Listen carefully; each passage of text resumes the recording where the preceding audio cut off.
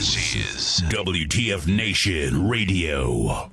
Everything stated on WTF Nation Radio is to be considered the opinion of the person that stated it, and not an official representation of WTF Nation Radio or U.S. Army WTF Moments. Price does not include tax, title, or license. Some assembly required. Each item sold separately. Batteries not included. Objects in mirror are closer than they appear. If conditions persist, contact a physician. Individual results may vary. Keep out of the reach of children. Avoid prolonged exposure to direct sunlight. Keep in a cool, dark place. And please enjoy the show. Shots.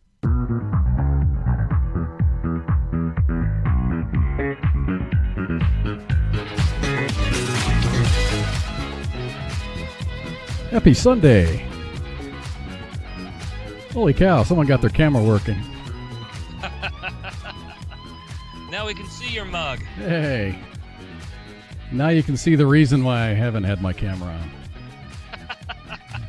Nobody wants to see this ugly old man. There's some calmness in your face, so I'm sure it helps. Oh, it wasn't like that earlier, but hey.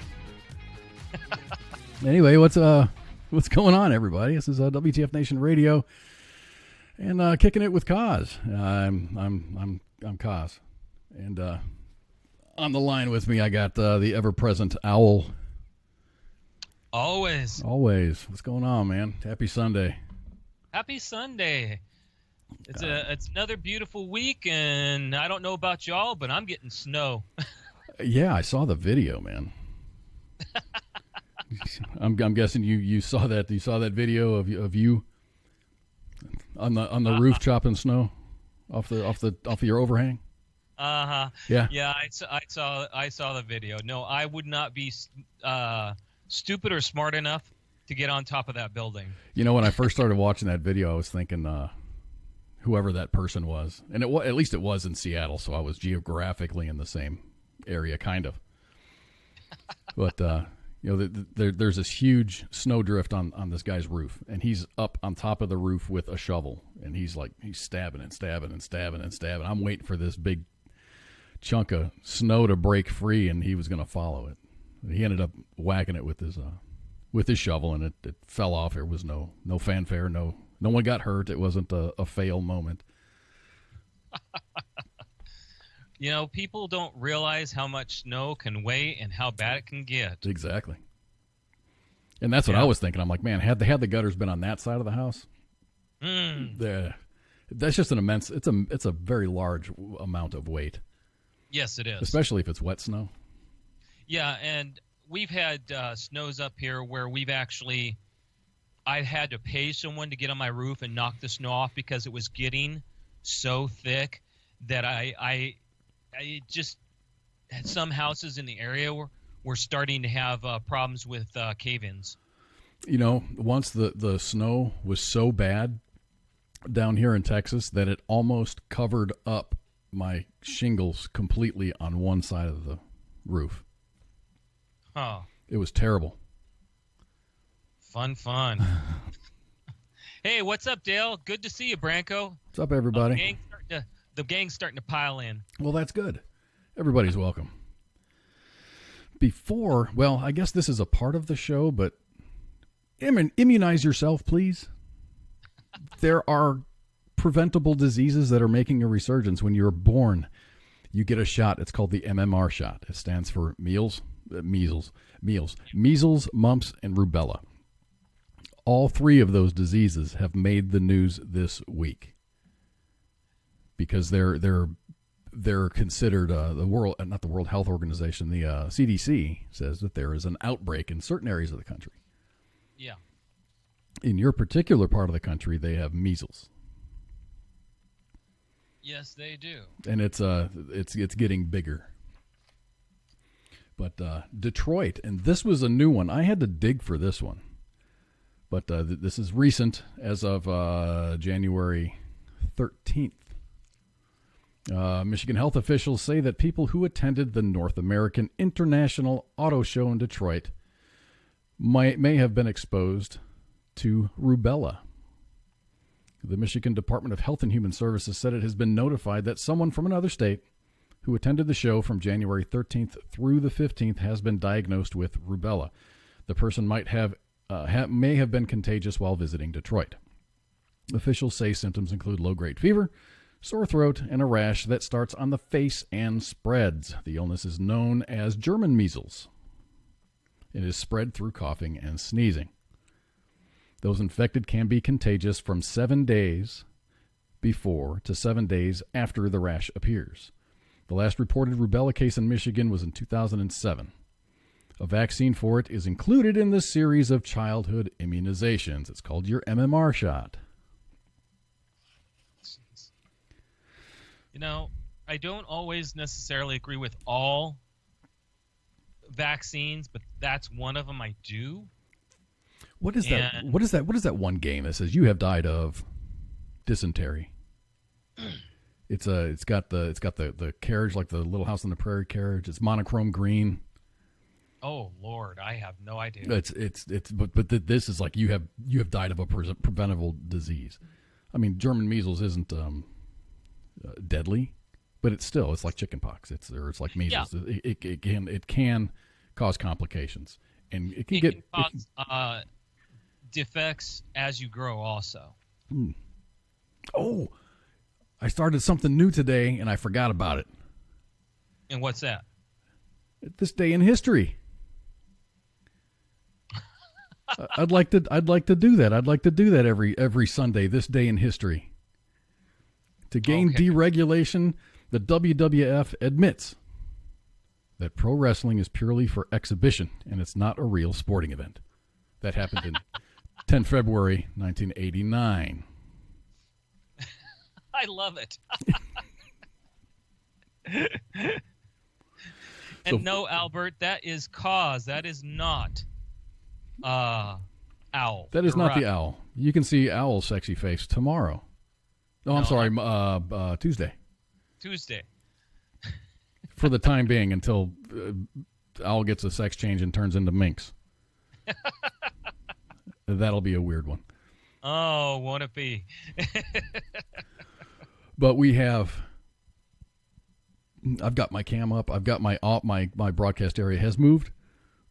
So I am in my it's a closet that I turned into a little broadcast studio booth thing. You made a cubby hole. I made a cubby, and I'm broadcasting from it. Broadcasting from the cubby deep in the bowels of Texas. And hello, Bailey. Hello, Jeremy. Oh, what's up, guys? Hey, Jake. Good to see you. Goodness, we got a good group going here. I'm glad everybody could make it. It's on a Sunday night.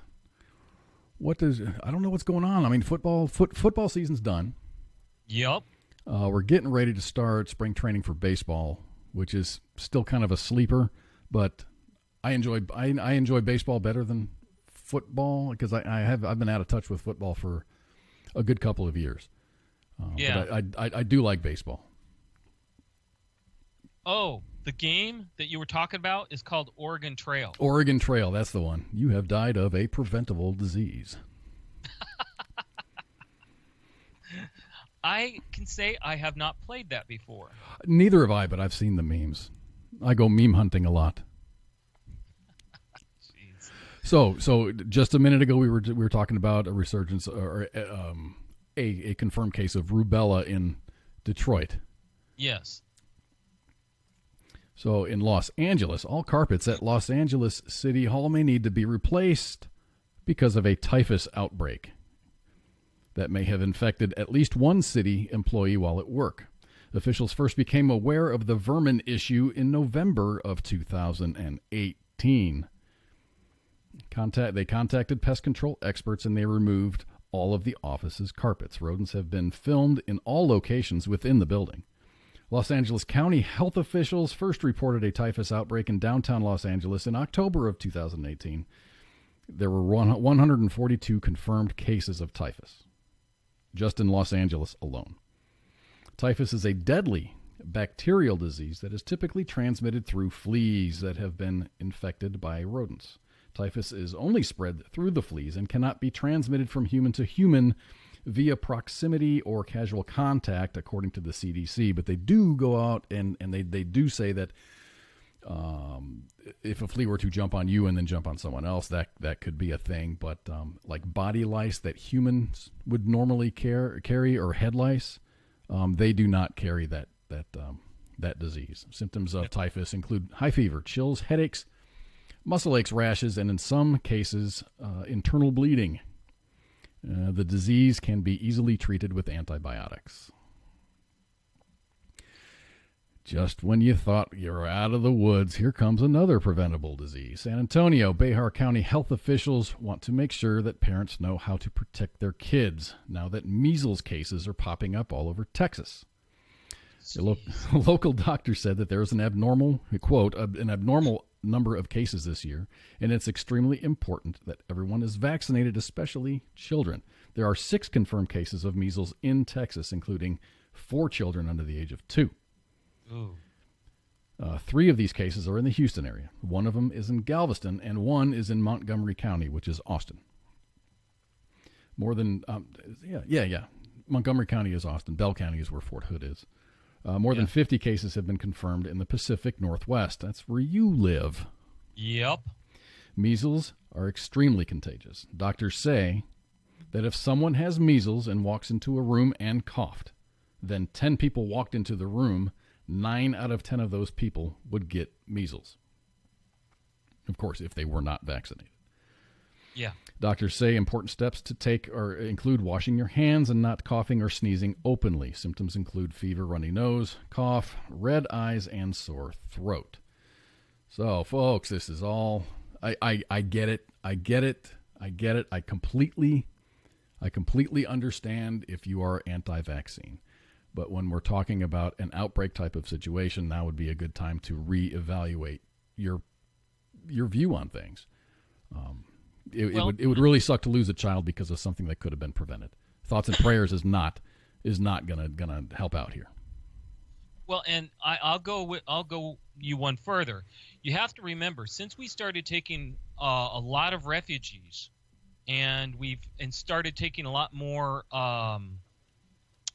illegal aliens, the more we allow up here, the more those things that we in the United States had managed to squash, they're bringing. And I'm not saying, oh, they're grubby, they're dirty, or anything else. No, their country doesn't have the vaccines, or they don't use them, or they don't mandate the use of them. They don't. Most of them don't even have them because they don't have the medical facilities or the money, and so they're bringing that here. And during the Obama administration, because of the way he did his refugee program, where he would bring them in and not let counties, states know that he was putting them in an area, he just bust them in and dump them. We didn't have a chance to quarantine and vaccine. So the Pacific Northwest opened their arms to a bunch of refugees. I know that for a fact. And this is sometimes how you end up paying the price. I'm not against certain things, but again, this is my medic talking. You have to take the point of view that when you know someone has come from a country that doesn't have the programs we do here in the U.S., you should quarantine. They used to do it back in the 1910s, 20s, 30s, 40s, and 50s. They used to quarantine before you were ever allowed to step foot in the U.S. I think that's right. I'm pretty sure that's right. My grandparents came over into Ellis Island. I don't remember. I've got all their paperwork, so I can look that up. But because I know that they were in or around Ellis Island for a period of time, like a number of weeks, and then they went to Pittsburgh or Philadelphia. It was in Pennsylvania somewhere. Normally, Ellis Island had a control, excuse me, that they would watch. They would hold you for a week, and they would watch. You were out in the open. If they saw you coughing, you would be isolated, and then they'd watch you further. And then even after they said, "Okay, you're good to go," you were still followed up. Well, even remember in the story, rubella, you are contagious 7 days before and 7 days after the rash. Yes. So, I mean, you don't even have to be presenting symptoms, and you can be contagious. And that's what people just don't understand. people want to be open-hearted and say we can take these people in and we're good to go, but because we allowed our vaccination laws to kind of go by the wayside, those kids that haven't been vaccinated are easily exposed to people who are walking up from countries that didn't have vaccinations, and there's a chance they may have them. Oh, sure. So, and I see you've got a poll. Yeah, I did not intend for this question. This is a holdover from last week. It was weird. It's the Chevy model that ended up becoming the Camaro was originally intended to be called what? The Chevy Panther, the Chevy Cordado, the Chevy Wildcat, or the Chevy Puma? Cast your votes now at facebook.com/WTF Nation Radio. Feel free to play at will there in Mixer. If I see the correct answer, I'll give you some Dara. How about that? I'll give you 100 Dara. There you go. Give them some incentive. So, besides all the fun of vaccinations, that's just we're trying to remind everybody vaccinations are there for a reason. I don't necessarily agree with all of them, but the more important ones like rubella, measles, those things are important. They're important and they're preventable. And essential oils are not going to prevent them or get rid of them. Exactly. So just to think about it. Well, excuse me. I have a story that I can talk about. Oh, please do. We have a Florida woman story. Florida woman. A woman in Florida is hoping to take her knitting skills to the next level while also showing her appreciation for service members. Dawn Barker of Tampa first started knitting an American flag more than a year ago to give back to her country. One day it just started and I didn't realize how big it was going to be. I didn't think that it would turn into this, she said. The flag now measures 39 feet by 26 feet, with the blue portion alone measuring 15 feet by 12 feet. This is just my contribution to America. That's all it is, she said. That's all I'm trying to do. Barker works on her creation everywhere, except when she's at work. She plans to eventually donate the flag to Arlington National Cemetery in Virginia. She also hopes her creation will make it into the Guinness Book of World Records. Everybody that has served and fought for us and died, it's not for nothing, she said. Well, that's a nice thought. That's a hell of a lot of work. Yeah. Arlington National Cemetery can't exactly fly that because of weather, but maybe they have a place to put it. Well, it might be in one of the museums. She's kind of like the new updated Betsy Ross. She definitely it's definitely big. I mean, I can't imagine trying to proportion it properly. It might be in and get it to scale. So that would be interesting. I wonder if it, and it's like she said, it kind of started out by accident.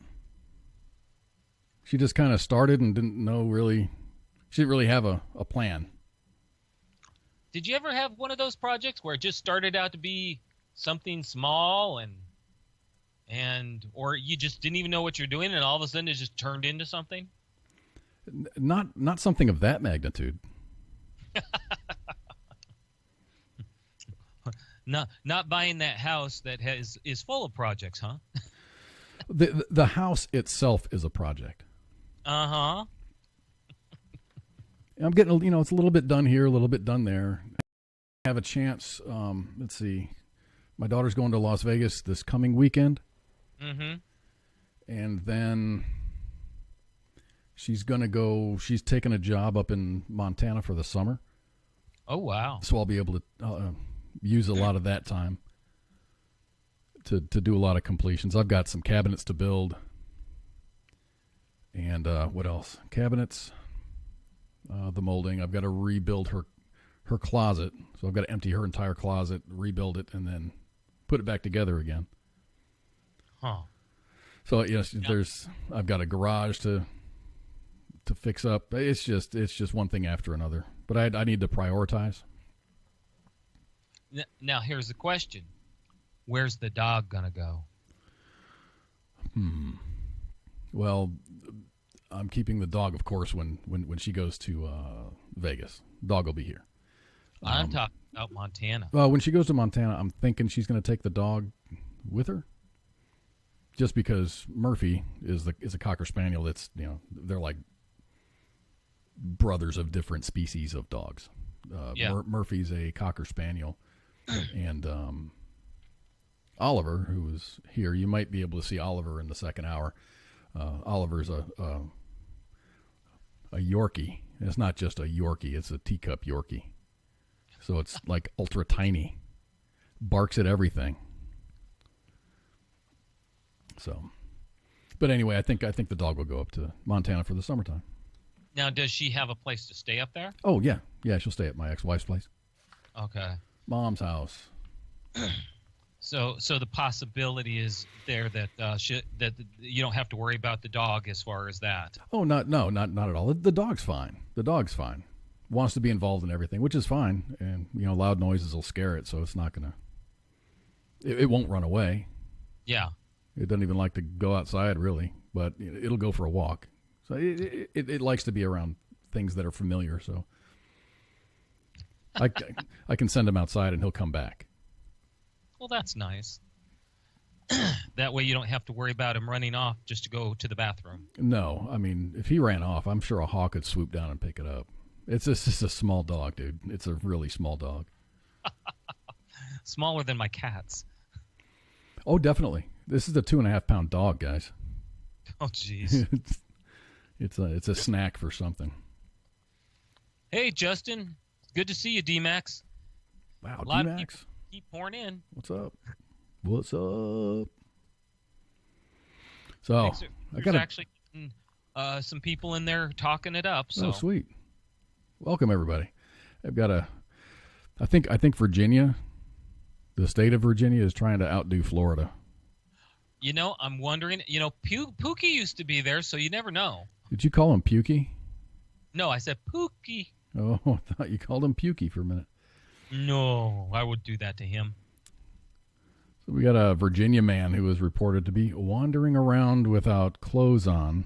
Tuesday morning was detained and charged following a series of events in which he allegedly smoked weed, bit his dog on the ear, and bit an off-duty FBI agent in the neck. Upon arriving to the scene in Manassas, a responding officer found the suspect, Corey Michael Phillips, age 31, standing naked in the middle of the road. The officer eventually used pepper spray on the subject, who was thought to be under the influence of something. After initial efforts to detain him proved unsuccessful, Phillips then advanced toward an off-duty FBI agent who had stopped to assist the officer, and a struggle ensued between all of the parties. During the struggle, he bit the FBI agent, identified as a 51-year-old male, on the neck, causing minor injury. Authorities later determined that Phillips was allegedly smoking marijuana at his home that morning, and he started acting erratically. At some point, the accused picked up his own 5-year-old Labrador boxer mix and began to squeeze it before biting the dog on the ears and on the chest, causing minor injuries. Oh, jeez. Then he went outside where he eventually pushed a neighbor, a 60-year-old woman, to the ground, who had attempted to intervene before the officers even arrived. The woman wasn't hurt in the encounter. Phillips was ultimately detained and taken to a hospital before being transported to the adult detention center and held without bond, police said.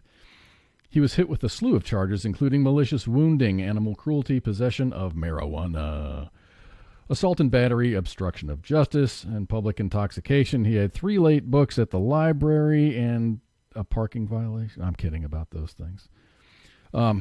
Anyway, I think the reason I found this interesting is I've known people to smoke marijuana, and the last thing that they do is want to hurt anything.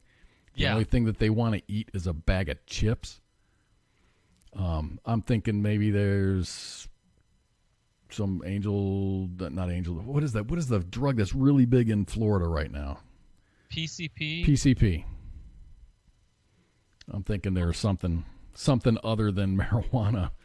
Well, it could be laced with it. Understand that's always the problem. Is sometimes drug dealers, to spice things up, will dip or coat things like marijuana. They'll depending on how you buy it, they'll make it so that it actually is laced with something, right? So that you get more than just a regular high. And that's a lot of the things with the drug fentanyl. They're mixing fentanyl into the heroin and the cocaine and stuff. Oh, they're mixed everything. And it's almost like it's almost like it's like a bullet point on a business card, man. Because if there's a string of overdoses on this certain batch, then that's like advertisement. Okay, this guy's got good shit, so we're gonna pay money for that. Exactly. Have you ever watched Drug Inc.? I have watched that entire series. Then you've seen the same stuff I have, where the drug dealers sit there and say, "Yeah, I'll make sure the first batch I send out is good enough to kill someone, and word gets around that the good shit's out there." Right. And that it's sad that they look at lives that way, because to them it's just advertisement. They don't care that it was someone's daughter or someone's son. That stuff is so deadly, though, man. A microdose can kill you. And the thing is, it's manufactured over in China, and it can easily be gotten. You can mail order that stuff. They just had a bust in New Jersey, and the guy he didn't have a lot, but he had enough by the scientists doing the math that he had enough to kill like 1 million people. Yeah. Exactly. And that's the problem, is fentanyl is so dangerous, and people who are looking for that high, they keep pushing it up and up and up. Right. And you just don't know what's going to happen next. So it is sad. And unfortunately, we're seeing more and more of it in the U.S. Goodness. We've got a lot of chat going on now, talking about some marijuana strains are infused with other drugs, from what I've been told. Yeah, Justin, exactly. Like it's infused or laced with? It can be both, or one or the other, I should say. But the whole idea is to get people to buy your brand. Right. And that's the downside to all of this. It comes back to, what do we do? Do we make marijuana legal, and what aspects of it do we make it legal, and all that? It's coming, and I didn't think it would be in my lifetime, but I think that in my lifetime we're gonna see, or I'm gonna see, recreational legality. Definitely medical. Because it's definitely the momentum is moving in that direction, but I'm thinking it's going to be so mainstream that it's going to be no big deal. Not any more of a big deal than buying a bottle of liquor or a 6-pack of beer. I wish they would let the truth out. I wish the supposed media would tell the truth about where it's legal and the problems that it's caused. Like I said, I don't have a problem with medical marijuana. I don't have a problem with CBD oil. I have a problem with recreational marijuana, because again, too much is not known, and I don't think it should be recreational use, because – I mean, we've got enough escapisms out there. in my mind. Mhm. We don't need more, and it's harder to test when you pull someone over. They do have tests now. In Colorado, I think the biggest problem, and when we were there a couple of years ago for Freedom On, was the marijuana tourism, or people would come into the state and just, they want to move. They want to move to Colorado because weed's free and they can find a job anywhere and do whatever they want, and they can smoke dope. Yeah, whatever. There's a lot of homelessness now. Yes. And I wasn't all over Colorado. I was just in Denver, but there was, even outside of our apartment that we stayed in, was a lot of homelessness, a lot of homeless shelters, and the folks that were from that area were saying, yes, it's marijuana tourism. The people go to that Denver area, and they end up staying. Yep. And you can't always keep a job. You can't. Folks get laid off. It's very expensive, and I looked for work, not because of the marijuana thing, but I have looked for work in Colorado, and it's expensive to live there. Oh, very, very. We've got homelessness problems here in Spokane because of Seattle. You mentioned that. I think it was last week or the week before about Seattle kind of shipping their problems off to Spokane. Yes, and that's exactly what they did, because it used to be we had enough warming facilities for what little homeless population we had here. Mm-hmm. And some Seattle homeless came over here and started demanding that they had rights and that we set up bigger and better warming stations and more often opening up even though it isn't as cold. So it's like we're getting a higher class of homeless. It's like you need to make it comfortable to be homeless. Yeah, and it's the problems that they've got going on over there. They don't talk about. Nobody talks about. The people that come from there will tell you they're leaving the area because they've seen too many problems with the homeless, including things because people sit there and say, marijuana is not a starter drug. No, it is a starter drug. And once you start reaching for the highs, you go up. They've got problems all over Seattle with needles. They actually set up needle zones where you can get clean needles and dispense of your dirty needles. They tried to do this because Canada did it, Vancouver, Canada, although it failed miserably. Seattle said, "Oh, we'll do it. We'll try it," even though it failed up there, and it's failing there now in Seattle. Well, I'm not. They have needle programs all over the place. Most major cities have them. Yes. The problem is they actually made zones where they're handing out the needles and they're not allowed.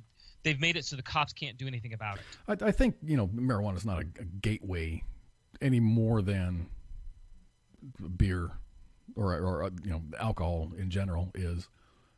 Actually, I think it's less. I mean, it's not addictive. You can. There's no physical addiction. Where there is physical addiction to alcohol, there's not with THC.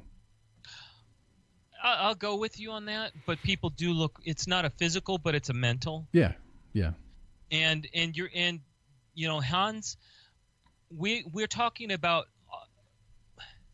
We talk about certain things like what shows up in the news. We care about marijuana because marijuana is right now what's being talked about. Things like fentanyl, yes, are dangerous. Everybody knows it's illegal. Everybody knows it's a killer. Unfortunately, that's what drug dealers are using to spice their things up to get people to buy. So Definitely, Just to definitely, yeah, it is definitely a problem. Yeah, if you are new to the show, I'm Kaz, right here, and Owl's on the phone. This Sunday show, we have shows 5 days a week. Today's kicking it with Kaz, and I like to talk about and Owl likes to talk about things that aren't really mainstream. You're not going to turn on any news station at the top of the hour. They're not going to talk about what we're talking about. You kind of have to dig for these, and I'm not even digging for good news. I'm just digging for kind of behind the scenes, not mainstream news, but it's interesting nonetheless. I do a lot of funny stories. like when I next. We do Florida Man. This next story is a Canadian lady, which is kind of funny. But yeah, we kind of keep it light. You're beaten down if you pay attention, or if you consume mainstream media, you're going to get beaten down with a bunch of crap, and I don't want to beat you down with a bunch of crap.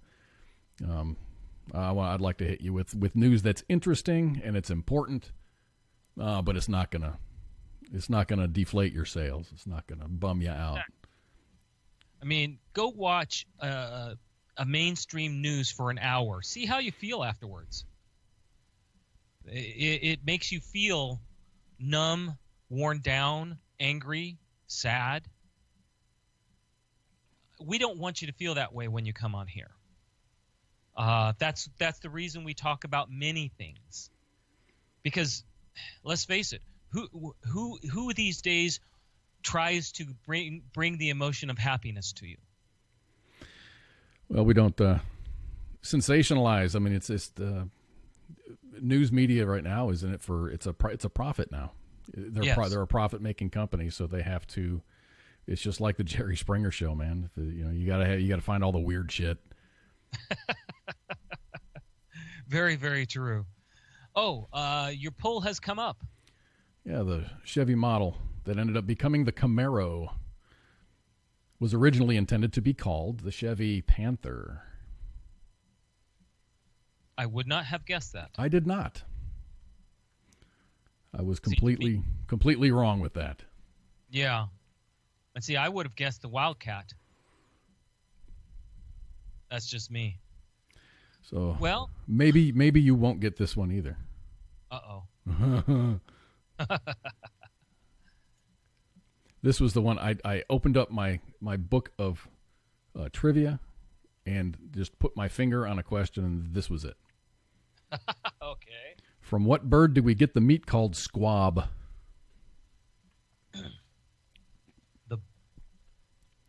What bird? Yes. From what bird do we get the meat called squab? I've never heard of squab. I've heard of squab, but I thought it was a fish. I don't know. All right. Well, get your answers in. We'll go on to my story. All righty. A Canadian woman who ordered a fish for her cat through Amazon received a stun gun and pepper spray instead. Jackie Carden of Montreal received the package on Wednesday. She said she opened the box and was so surprised.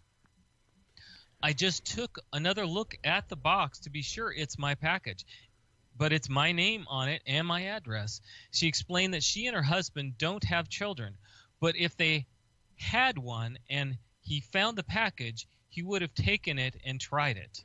Carden said, the drama. Yeah. Carden said she turned the item over to police, and both items are reportedly illegal in Canada. Did you know that? Not until I read the story. That's interesting. A stun gun and pepper spray are illegal in Canada. Huh. An Amazon spokesperson told Fox News that the situation was an unfortunate incident. We are taking this matter very seriously to ensure it doesn't happen again, the spokesperson said. We've worked directly with the customer to resolve this incident. The company reportedly told Cardin that the error happened in a U.S. warehouse where an employee placed a wrong label on the box after a barcode error and added that her cat dish is on its way. The cat's probably going, "Hey, what about me, man?" I mean, imagine the surprise.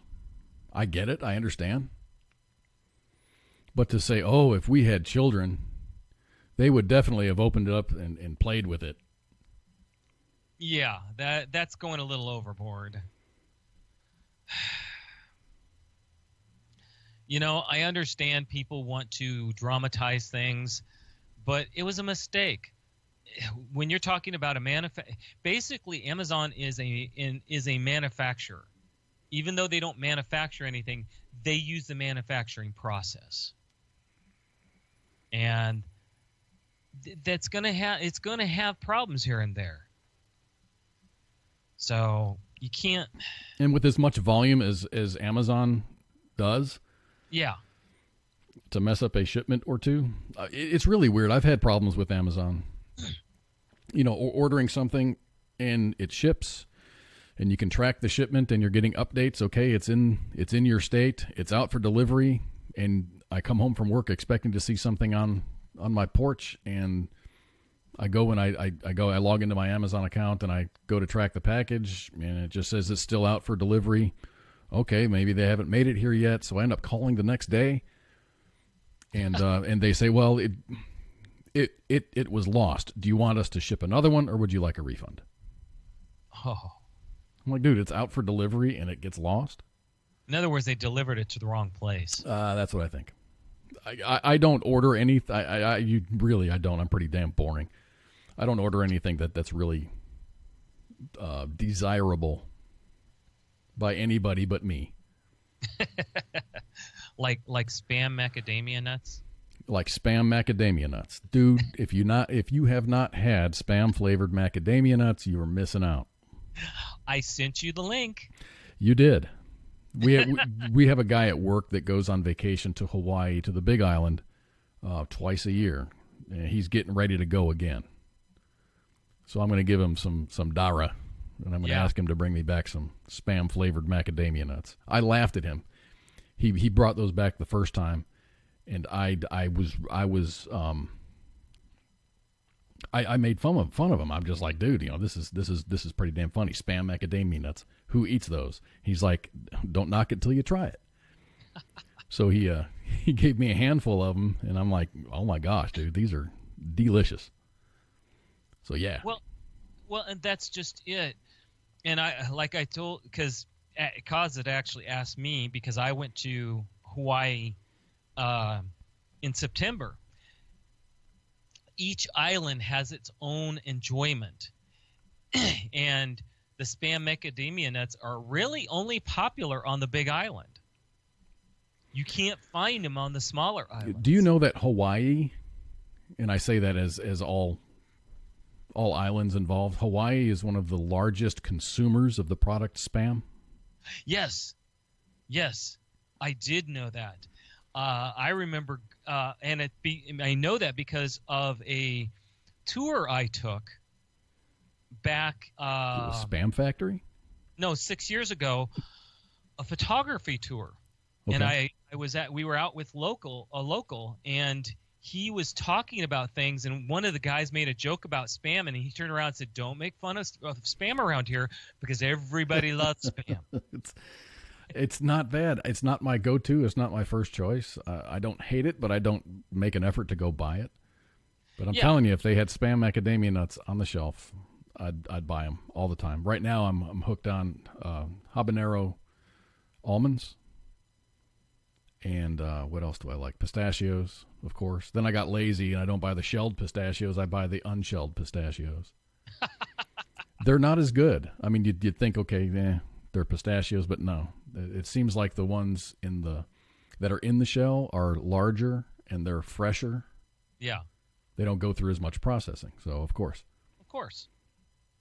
Well, did you know Spam is actually made in Iowa? Is it? Well, Hormel. Hormel makes Spam. I used to make a centrifuge for Hormel, and it's a big, massive centrifuge. Yep. And it separates the fat from bacon bits. Huh. So they fry this bacon, and then they stick it all in the centrifuge and spin it around at an ungodly speed, and it gets rid of the fat. Jeez. See, I know that because my son actually did a tour of the Spam Factory. And actually, that's where he fell in love with Spam. Oh, no. Uh-huh. You think that it's like, you work at McDonald's, you get sick of McDonald's food because that's what you eat and that's what you smell like all the time? Yep. You think they go through the same thing at the Spam Factory? Well, I'm sure. I've lived in a town where Hormel is big and one of the big manufacturers, and the people that work there they'll tell you that there's some things they just can't look at. See, you get super saturated with all that stuff and you lose your taste for it. I did a job. It took a couple of weeks in it was in San Bernardino. It was at a Starbucks plant. Yeah. And they were doing, I think they're a spin-off, not a spin-off, but they're a subsidiary of Starbucks, and they're called Evolution Fresh. Yeah. And they do juicing. But in the break rooms, they have a Starbucks barista. And then they have, of course, all the juices that they make there at that plant. Yeah.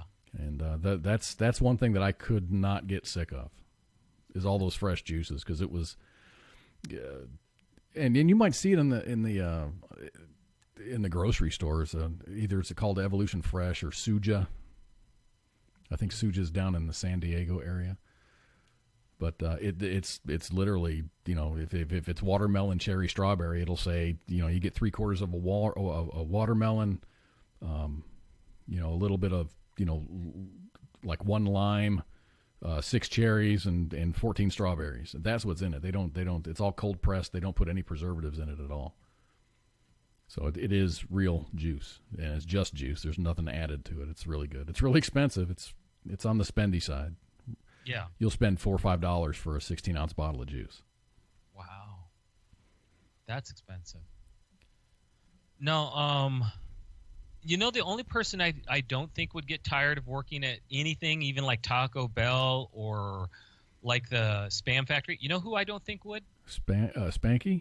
There you go. I think so, but I think that she would get fired. We have to check her pockets. There was a story 2 weeks ago, about a guy that got actually prosecuted for theft. He worked at a delicatessen. Really? I want to say it was in Philadelphia or something. It was somewhere out east. But like every day, he would go and make himself a sandwich. It's not like he walked out with it. He would make himself a sandwich, eat it, and then work. Yeah. At lunchtime, he'd make himself a sandwich, and then he'd go back to work. But they actually, the deli pressed charges against him for theft. They were like totaling up all of these meats that he was taking, and then it finally reached a certain dollar amount of value, and they had him arrested. I don't even know if he was prosecuted. It was just one of those weird stories you run across. Yeah. Well, and again, those are the type of stories we talk about, or the type that you won't see. Human nature is more entertaining than any news. Correct. Like we just talked about the Virginia guy that was naked in the road. Exactly. And I mean, we've talked about some fun stuff over the shoot. I have to ask you, when did we start the show? I forget. I can look at my list of podcasts, and I can give you an about date. We're going to have to think about that. Maybe we might have to celebrate a 1-year anniversary. Because I know we're coming up on an anniversary for WTF Nation Radio in March, the beginning of March. Yes. And you know how I know that? Because that was about the time I started. Right. Because you came on maybe 2 weeks prior to our first show? Yeah. I was laughing because I came on WTF, and I was going through my newbie rotation, Mhm. and that's when you all had the big Hoopla anniversary show. Now okay, And- you've got me curious right now. What? So I'm seeing 2000 Green Room, Saturday Night Savagery, 2018, April Oh, wow. April 1st, 2018. You started doing it then? Yeah, Wow. 2018. I said 18, right? Yes. Yeah, April 1st, 2018. Wow. I didn't realize. We're getting close. Yeah, a couple months away. Yeah. We're almost out of diapers.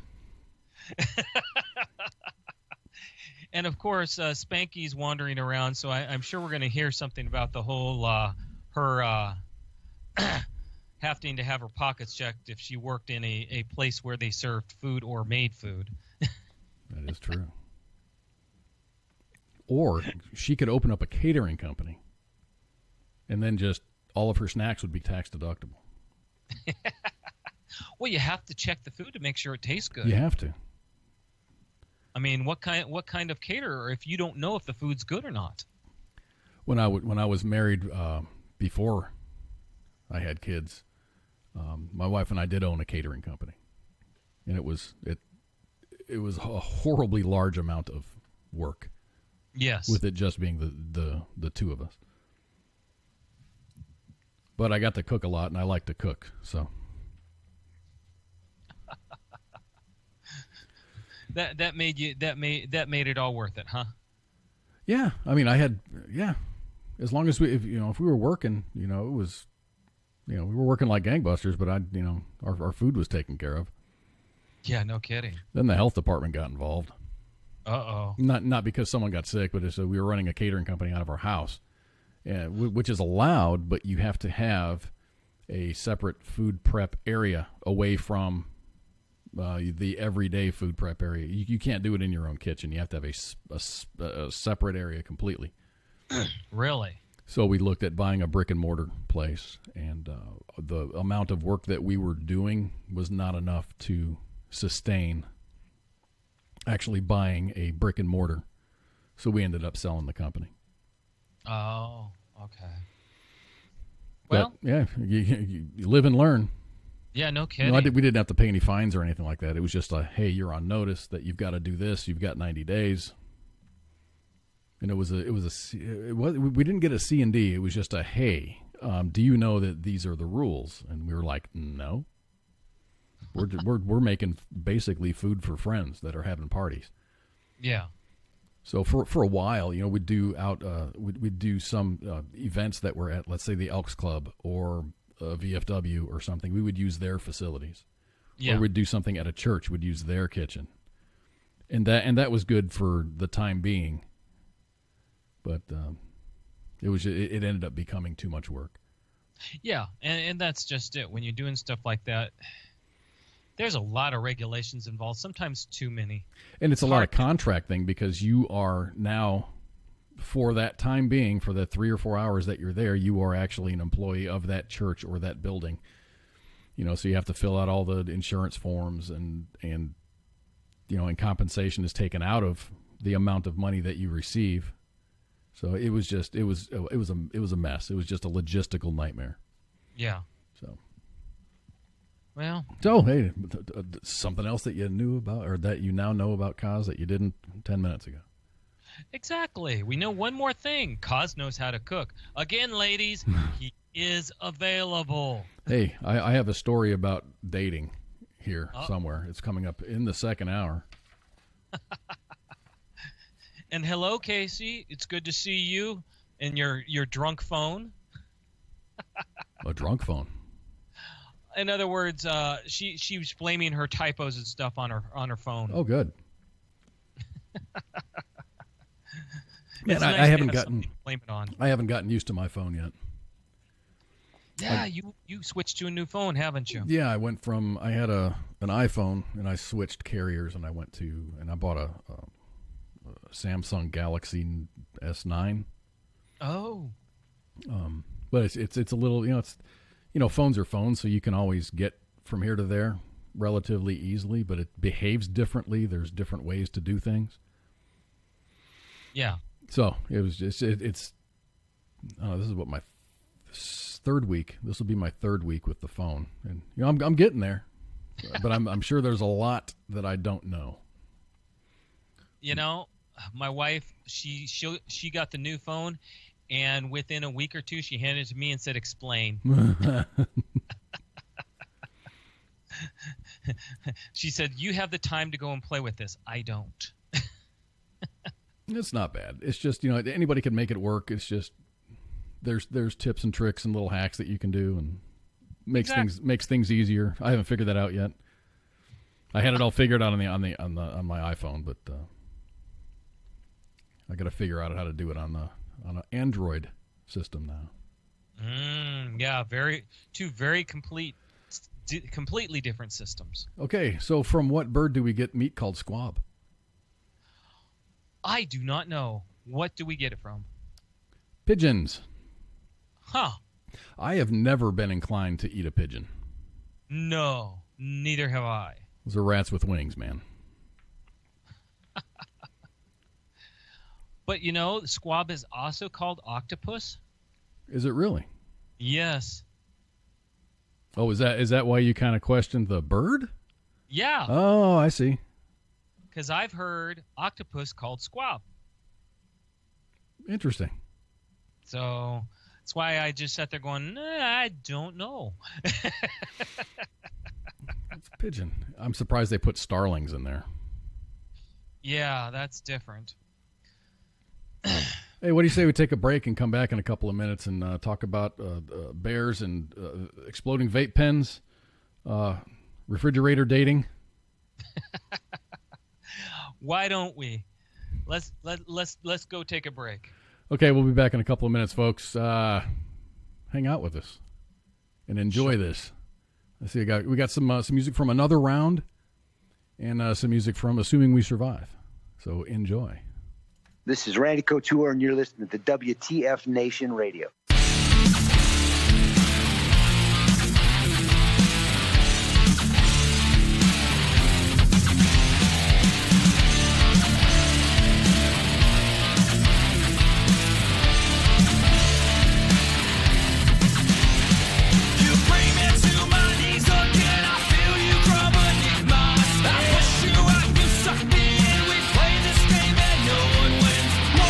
Believe you never threw the shit to me.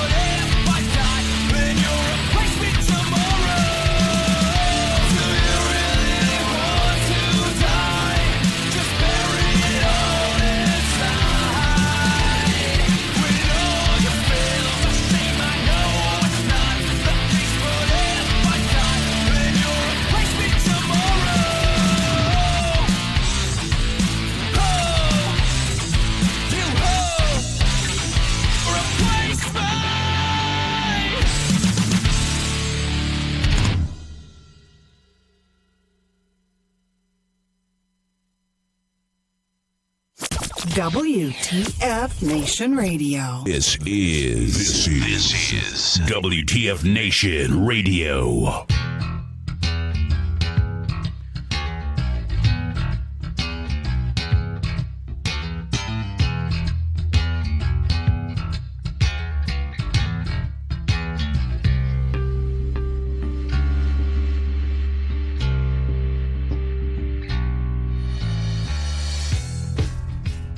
And we're back with part 2 of Kicking It with Kaz. That's Thanos. Strike Williams over in Mixer Chat. Thanos. Performed by Davey 504. If you guys ever have a chance, and if you're into music like I am, I get on YouTube all the time, and I'm looking at different musics, and just this guy is particularly interesting because he's immensely talented on the bass drum or on the bass guitar. So he plays hard to play things, and he's just a really good musician. So, anyways, Davey 504. The man loves his trivia.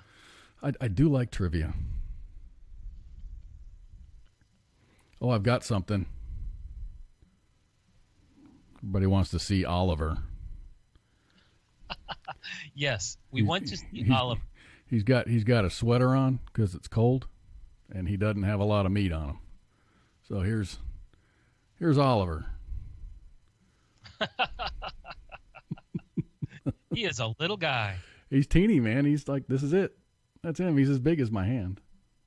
Oop, there he is. Shoot, he's as big as a kitten. He's not even a full-grown cat. Look at that. He's like, dude, what are you doing? He has no idea there are a bunch of people watching him. No. Anyway, that's Oliver. He's a little miniature Yorkshire Terrier. He's a good dog.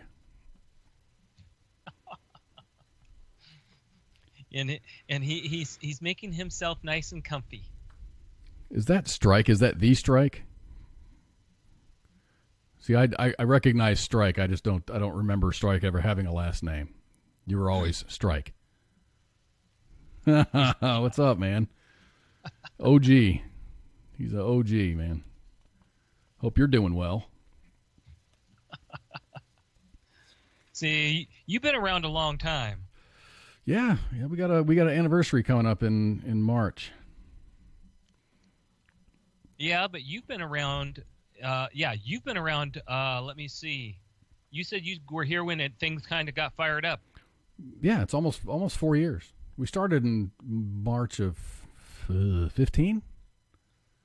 March of 15, and it was just Redleg in a room in his house with a mixer and a computer, and that's all he would do. He'd play some music, and then he'd talk, and then he'd play some more music, and then talk, and we'd drink beer and stuff on the air and stuff. And and I found it by accident because I was on the U.S. Army WTF Moments page, and it says, "Hey, we got a new radio show.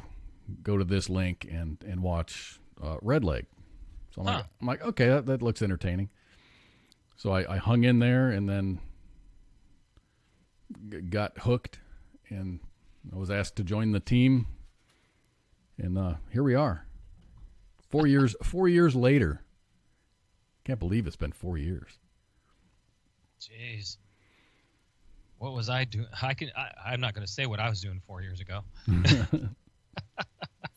Gosh, and it's just, all of the shows were great because he'd do, it was almost like if you guys have ever heard like a Redleg music appreciation broadcast, he would, just say, this is a cool song. This is a staple of my youth, and blah, blah, blah, blah, blah. And he'd kind of tell a story. Yeah. And then he'd play the music, and then we'd talk about it, and people would call in. Huh. And then it just evolved into, then we had, a separate chat room. This is way before Facebook Live or Mixer or anything. We tried Periscope for a while when it was just Periscope before Microsoft bought them out. Yeah. Or Facebook, rather. Man. And any documentarian that we have, I think would be Mom. Because she was there at the beginning. Ice was there at the beginning. Let's see. Minx was a fan. Mm-hmm. Strike was always there. How about Jay Reddy? Jay Reddy didn't come along until I think after the first year, maybe the second year, where he just wanted to make chops. So we'd send him copies of our shows, and he would make like best of chops, like for advertising purposes. Oh, okay. And then he made songs. And we had, the Raptors were here, and then he just made kind of cool music. Yeah. And now it's interesting to see how people evolve. The show used to be a whole lot of grab ass. It was basement grab ass, and then it was internet grab ass, and then it's like, hey, we're getting a pretty good following here. We ought to be responsible with this. Responsible. So we kind of. I mean, we had cameras, and the cameras, they had, there was nudity and stuff, and it was just everybody having a good time is what it was. But then if anybody were to take us seriously, they're not gonna look at those broadcasts and go, yeah, these guys are legit. So we had to tone it down just a little bit. A little bit. No nudity. No, that's frowned upon these days. Oh, jeez. Where has this world gone to when you can't sit there and take off your top? Right. I mean, we had Katie and Mr. Katie. He'd rip his hair off for fundraisers for us, so we could keep the lights on. Really? Oh my gosh, yeah. Rip his hair off? Oh yeah. You know how the women do they wax their legs and whatever? Yeah. We waxed Mr. Katie's torso. Oh God. And people will go and pledge money for a strip like across his chest. And that's hilarious. And a strip down the soul patch, and then his belly button hair, and then his flip him over and let's do this, like 3 stripes on his back. Oh yeah. He was a trooper, man. He did that a couple of years in a row. Wow. And we had a listener, beard man up in Michigan, who had this glorious beard. Yeah. And he shaved it. He shaved it for the station. Wow. As a fundraiser. We got some great fans, man. Well, our fans are the best. They're the top. They're the top in the U.S. You know how we were talking earlier about drugs being bad. Yeah. And I kind of feel like Mr. Mackey. Drugs are bad, okay? But I'm going to say the drugs are bad, okay? And this is definitely a bad way to go. Because it's not that the person is dead, but then after all this stuff happened after the guy was dead. A man whose body was discovered partially eaten by a bear in the Great Smoky Mountains National Park died of a meth overdose before the bear even got to him, according to the autopsy. The remains of William Lee Hill, Jr., age 30, of Louisville, Tennessee, was discovered in the national park when officials encountered a bear feeding on the body in an area off of a trail. Without knowing the exact cause of death, park officials and wildlife professionals decided to euthanize the bear a few days later for for public safety reasons. Yeah. This last Monday, the Knox County Regional Forensic Center revealed that Hill had died of accidental methamphetamine intoxication. Hill had a history of drug use, and his body was found near syringes and other drug paraphernalia. The 30-year-old had gone to the park with his friend Joshua David Morgan to illegally remove ginseng from the park, but the pair became separated. The 3-year-old, 155-pound bear that was euthanized showed no signs of rabies. That's sad. On both counts. On both counts, man. I'm trying to wrap my head around the accidental methamphetamine intoxication. Well, and that's just it. You don't know with, again, who you're getting your drugs from, and are they spiking their stuff to make you the guy who dies so that everybody goes, oh wow, that's good drug. Well, the thing is with methamphetamines, it's essentially pseudoephedrine. Yes. But there's so much other crap in it that it makes it extremely toxic. Yes, it does. When you see people get high off this stuff and they are near or in the middle of a crisis because they're having because they took too much, the stuff that the symptoms that they exhibit, I can't imagine overdosing and feeling the pain that they go through when that happens. It's horrible. I couldn't. I'd make a horrible drug addict, man. You and me both. I value sleep too much to be a methamphetamine addict.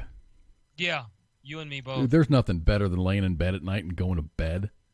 Oh, hey, I was going to ask you, how is that going? I didn't follow your advice. Oh. And things seem to be working out okay. Okay. You suggested to take the chamomile to double up on the chamomile and stay away from liquids. Liquids at night. At night, like from about 5 or 6 p.m. Anytime after my last meal of the day, stay away from liquids. I'm totally addicted to water. I had a feeling you were going to have a hard time with that. I mean, whether it's here or whether it's work, I am never far away from a bottle of water. Always have water. Hydration. Hydrate or die, right? You're right. But. And here we are talking, and it's probably 2 hours before I hit the sack. And I'm drinking water. Against doctor's advice. Well, you just have to accept the consequences. Well, it hasn't been too bad. I'll do a little bit of melatonin, and I do stay away from caffeine after like noon. Good. But I don't drink sodas or drink coffee past noon anyway. That's just silly. Now, are you sticking with the chamomile? I stopped. I didn't. I did for about a week after we had our conversation, but I did not see any appreciable difference in my sleep. Okay. So that's that. Hey, you want some chamomile? I bought 2 big bottles of it. Well, we'll get together on this because like I said, I still have some thoughts, but even with the water, there's some things that we can do that will still help. Okay, I'm game. So we could do that. We'll discuss it a little bit later. Okay, I'm going to get a talking to, ladies and gentlemen, from Doc Owl here. Hey, I've got a poll question up. You sure do. Elephant bells are. Oops, I misspelled R. Elephant bells are what type of clothing? Are they undergarments? Are they pants? Are they shoes? Or are they bloomers? Where is the reference coming from? Well, elephant bells is what a type of clothing is called. Well, I mean, in other words, is it do Englanders call it that? Is there a specific culture or country? It was under the category of clothing. Okay. So it doesn't say where, as far as geolocation. It didn't say time frame. I was thinking, elephant bells. Could that be bell bottoms? And then therefore they would be pants. But then there's bloomers, which are undergarments from, a long time ago. So I don't know. Yeah. Elephant bells might be platform shoes.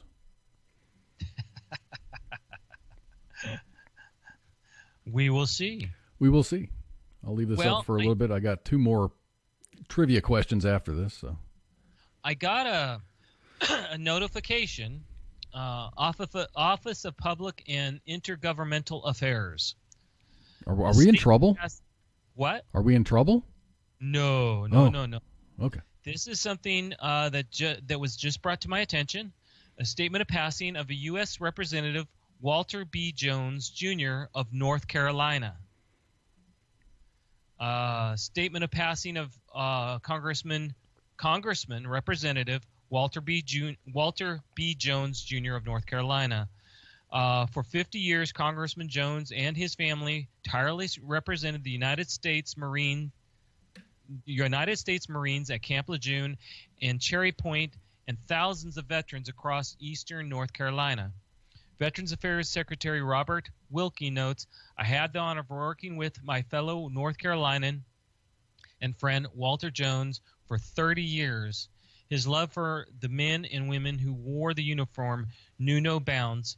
He was a public servant of uncommon humanity and decency.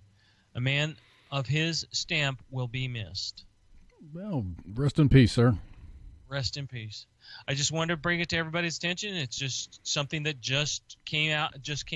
I'm not familiar with him. I mean, I'm not a resident of North Carolina. I'll bet you some of our Marine brothers and sisters up in that area might be familiar with him. Was he an active congressman, or was he retired? It looks like he was an active congressman. Oh, okay. So anybody who is an advocate for veterans is awesome in my book. Exactly. And I think that's the reason it needed to be said, is someone who's represented us deserves to be heard and noted. It's good to have someone fighting in your corner. Exactly. Well, I have a story on and it kind of goes in that whole you got to watch what you're doing. A 24-year-old man was killed in Texas. Oh, a Texas story. This is a local story. This is in my county. When his vape pen exploded, slicing open his carotid artery and leaving his grandmother's car covered in blood. William Brown died after his left internal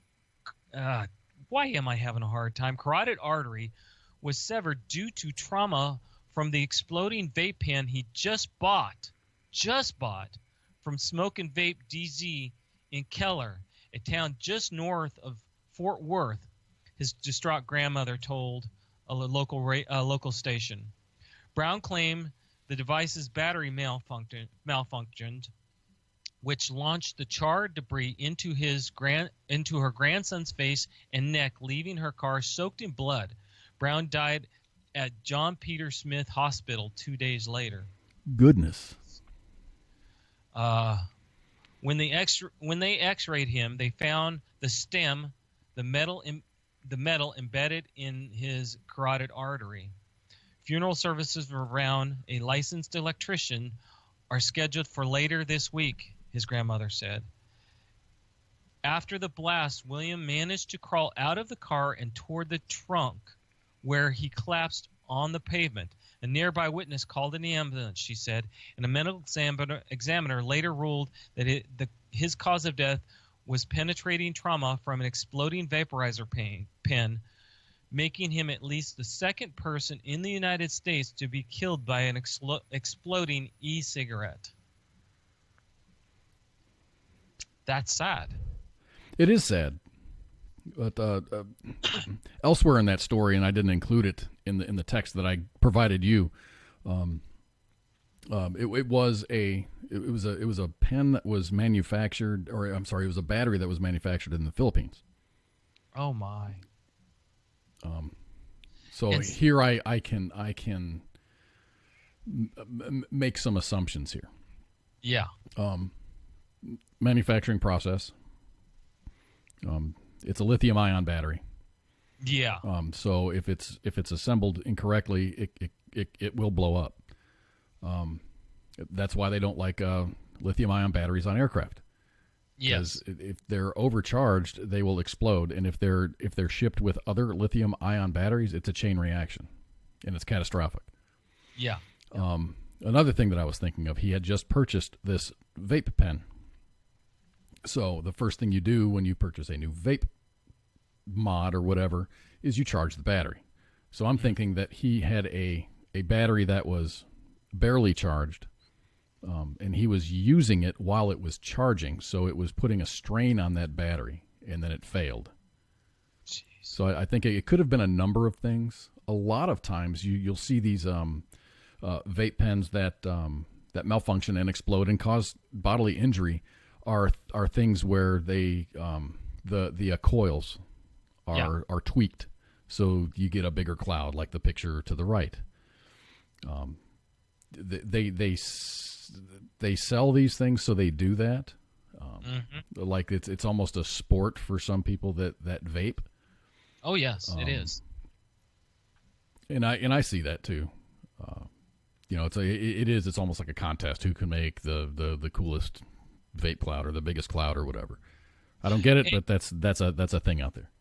Yeah, it is a thing. And the downside to the vapes is you can see a lot of incidents where vape pens have exploded or caught fire.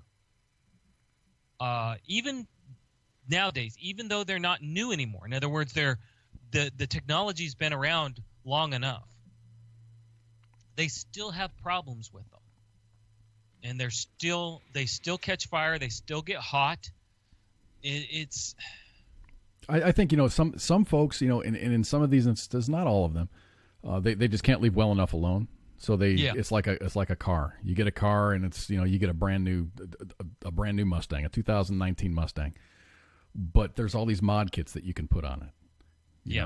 New software you can download to make it even higher performance. New exhaust for performance reasons. New software for traction control. You name it.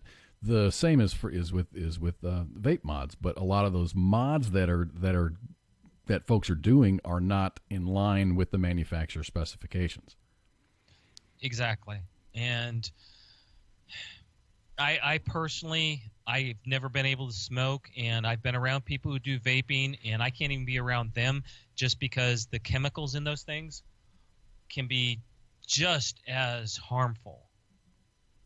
I actually had a friend of mine who said, we were on a trip. He came along because he wanted to see what it was like trucking. And we were driving, and he broke out the vape, and I said, I don't know about this. He started smoking. My eyes tweaked. All of a sudden, my eyes just started twitching.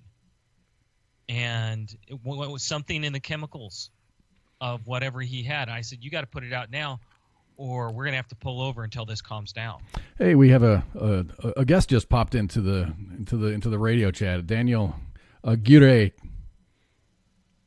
I'm going to butcher your name, man. Casillas. He's the lead man for another round. Some of that music that you guys enjoyed over break time, and they've been a guest on the show a couple of times. He's a Navy vet. Wow. Yeah. Thanks for dropping in. Yeah, I dropped them a shout out in the show description. Them and another round, and Assuming We Survive, who was the other band that we played during the break. So thanks for stopping by, Daniel. Very nice. Yeah, I've heard that sometimes that vape smoke does affect folks. Not as bad as a cigarette would, but I get it if you have a sensitivity toward that. There's actually studies out there saying like the popcorn flavor, and then there's another flavor, a vanilla flavor, that has inherently, it just has a lot of something in it that's not good. It causes popcorn lung. Really? Yeah. I see. I hadn't heard that, but now, most of the people I hang around with now don't smoke. So it's really amazing, man. At work, at the place that I work, years ago, they said, okay, you can't smoke inside anymore. Then they had little smoke pits outside, and then they said, okay, now you can't smoke on company property. You have to go outside the gate. Let's say during break time or during lunchtime or whatever. And that's where it stands right now. But it's just amazing how many people I work around. Just everyone just doesn't smoke. Yeah, I mean, shoot, I can remember when I went in the service. They'd you get those guys who would smoke, and the first time they got caught smoking when they weren't supposed to, what's the first thing the drills would do? Make them do push-ups with the cigarette in their mouth. Watch them get sick. So I didn't like the fact that, I mean, when I was in basic, I didn't smoke. When I got to AIT, I smoked a little bit. So everything, you got to smoke in the smoke pit in the little break area. Yeah. But then the drill sergeant would come out, and we had drills back in AIT then. Anybody in that break area, you'd go. Everyone, just form a line across the break, the pit, and it was usually all stones and stuff. Yeah. And pick up, you're picking up a bunch of cigarette butts. And even as a smoker, I found that nasty. Oh yeah. Oh, who doesn't remember doing police call? Right. Going around those big open fields, and it's like, who the hell, if you've been in the military at all, that's the last thing you would want to do is cause more work for people. Because someone's going to be doing it. So, no, I remember that stuff. And shoot, that's back when you still could get, C rations and E rations, and they came with cigarettes. That's way before my time.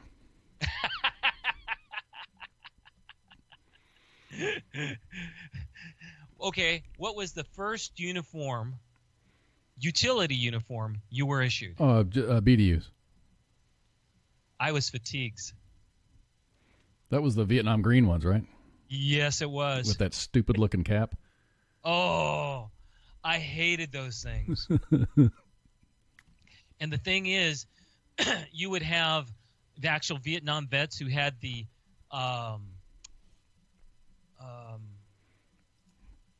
jungle fatigues, and everybody was jealous of those because those at least were more comfortable and they actually looked better on you. They looked like BDUs. It's just they were just straight green though. Yeah, and they looked better. They looked better. They sat on you better. They were made with better material. After I got out of AIT, I went to my permanent party station, and that was at 158th Aviation Regiment in Fort Hood, 6 Cav. And everybody, everyone was in BDUs, but if you're on flight status or if you served on a flight crew, you got to wear a flight suit. Uh-huh. And that was great. I mean, because if you wore BDUs, it had to be, ironed, and you had to be looking good, and your boots had to be shine. That's when we had the shine boots.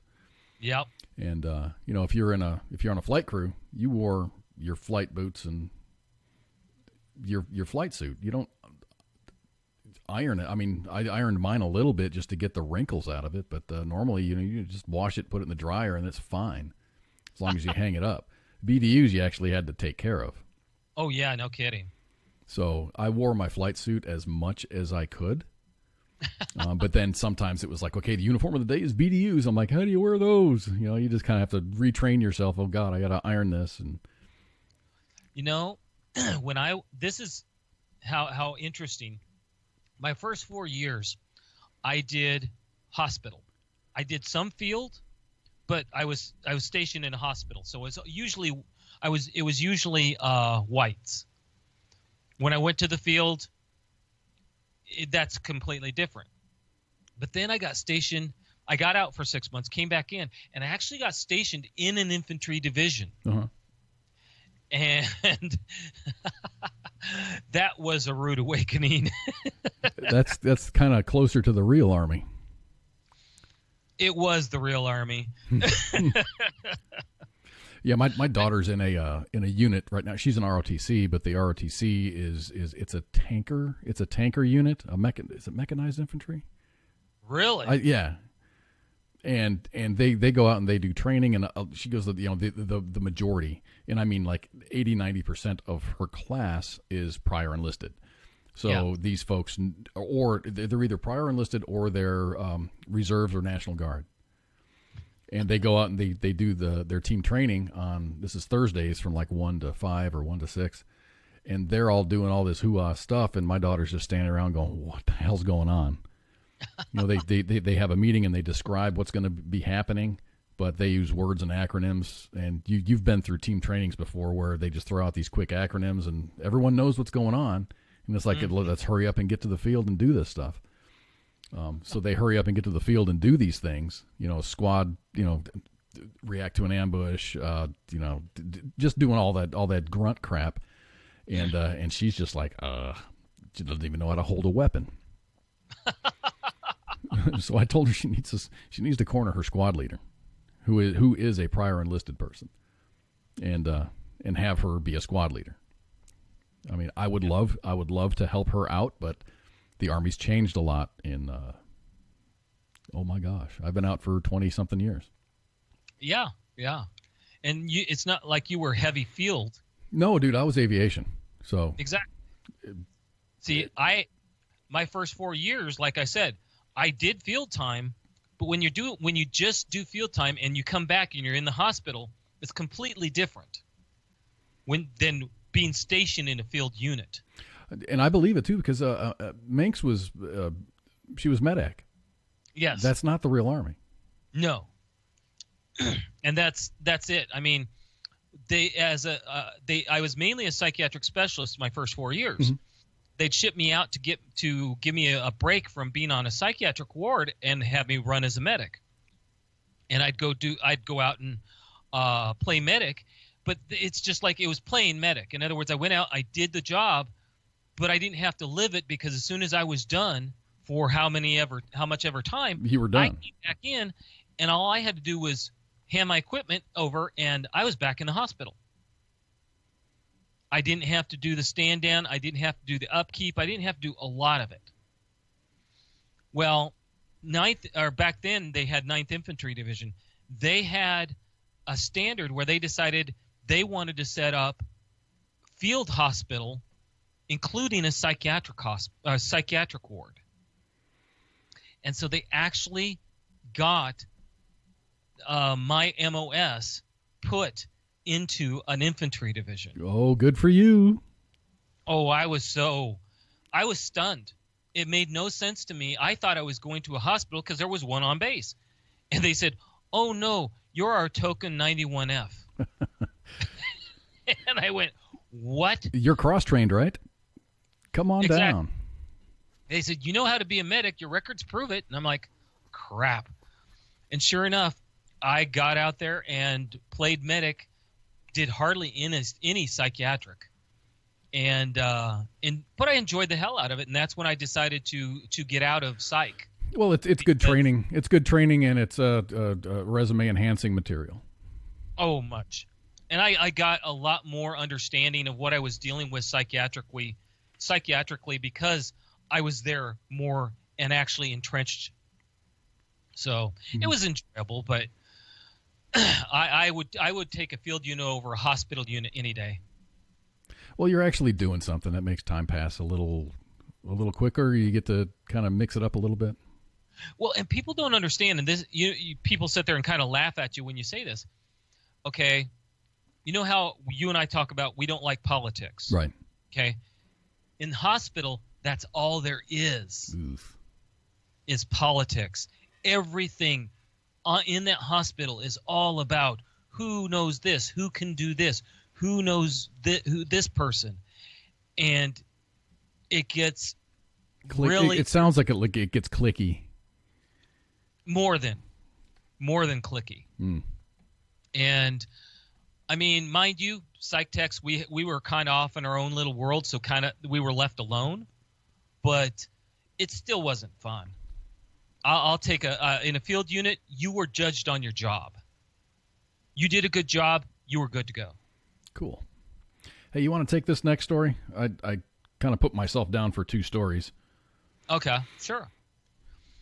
An Australian zoo is offering jilted lovers the chance to get back at their ex by naming a snake after them.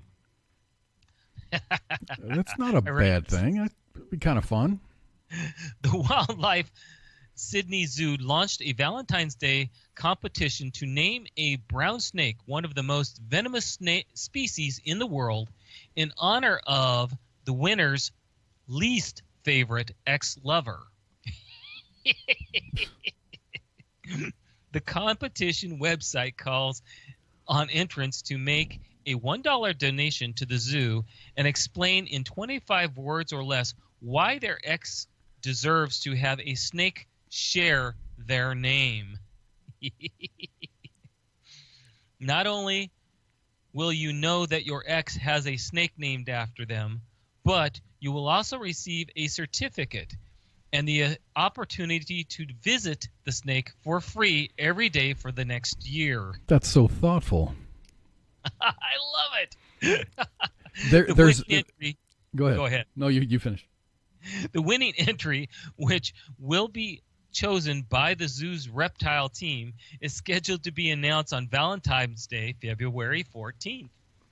I love it. That's next week, man. I know. Or I'm sorry, that's this week. That's 4 days from now. That is hilarious. I love it. Now, we all know Valentine's Day is coming up. And when I looked at this story, you know how on the internet, you got the cookies and everything, and it says, okay, you've read this story, and here's another couple of stories that are similar. There's a lot of zoos doing things like this. Really? Name this after name these hogs after your ex. But one that I thought was particularly good was from right here in Texas, in El Paso. Romance got you down this Valentine's Day? Think you can't celebrate because you don't have that special someone? Or ever just really wanted to see your ex devoured by a small animal? The El Paso Zoo is making all of your dreams come true. The zoo says that if you message them your ex's name, they will name a cockroach after him or her. Then on Valentine's Day, that cockroach will become meerkat food, and you get to watch. This is for the bad breakups. This is a fun way to get the community involved in our daily enrichment activities, El Paso event coordinator Sarah Borrego said to CBS News. The meerkats love to eat cockroaches as a snack, and what better way to celebrate Valentine's Day than by feeding them a cockroach named after your ex? The event will be aired live on Facebook on the El Paso Zoo's Meerkat Cam at 2:15 p.m. Mountain Standard Time on February 14th. Wow. I love it. That's funny, man. Not like you and I have any exes. I've got exes. The thing is, I've had many exes. I've only had one ex-wife. I'm only going to be married once, but I've never had a bad breakup. It was always just a mutual, separate ways, so on and so forth. Yeah. I've never wished harm or get them eaten by a meerkat, or I'm not going to name a rat snake.